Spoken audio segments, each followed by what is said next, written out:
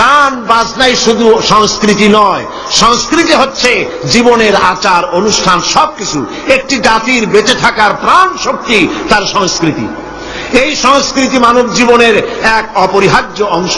কিন্তু আমাদের দেশে সংস্কৃতির নামে মানুষের ধর্মীয় পরিচিতিকে বিগড়ে ফেলানো হয়েছে। যেমন যেমন আমাদের দেশে বর্ষবরণ, পয়লা বৈশাখ, বর্ষবরণের ব্যাপারে, পয়লা বৈশাখের ব্যাপারে আমাদের কোনো আপত্তি নাই। পয়লা বৈশাখ মানুষ দোয়া করেন, কোরআন শরীফ পড়েন, দরুদ পড়েন, দোয়া করেন। আপনি বার্ষিক হিসাব কিতাব চালু করেন, ব্যবসার হিসাব কিতাব করেন, বছরের প্রথম দিন, বাংলা বর্ষের প্রথম দিন, কোনো অসুবিধা নাই।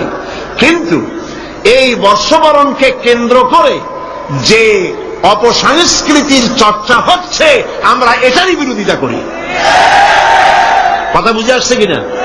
কিন্তু এক শ্রেণীর বুদ্ধিজীবী, তথাকথিত বুদ্ধিজীবী মানে পরজীবী, বুদ্ধিজীবী তো বোঝেন কারে কয়?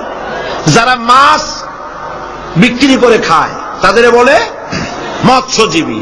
যারা কৃষি কর্ম করে কৃষি উৎপন্ন, কৃষিজাত উৎপন্ন দ্রব্য পণ্য বিক্রি করে যারা খায় তাদের বলে কৃষিজীবী। আর যারা নিজেদের বিবেক বুদ্ধিকে ভারতের কাছে বিক্রি করে বিবৃতি দেয় দেশের বিরুদ্ধে, এরা হলো বুদ্ধিজীবী।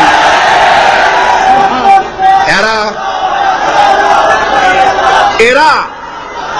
এরা কি করলো দেখেন, বর্ষবরণে আমরা আপত্তি করি না।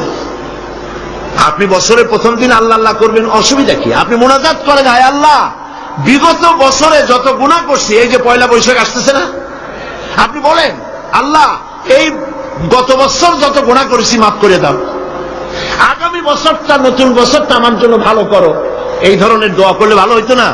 আচ্ছা, তা না করা হলো, মঙ্গল প্রদীপ জ্বালানো হলো, রাখি বন্ধন বাঁধা হলো, উলুধ্বনি দেওয়া হলো, কপালে তিলক পরা হলো, মেয়েদের গালে যুবক ছেলেরা উল্কি আঁকায় দিল।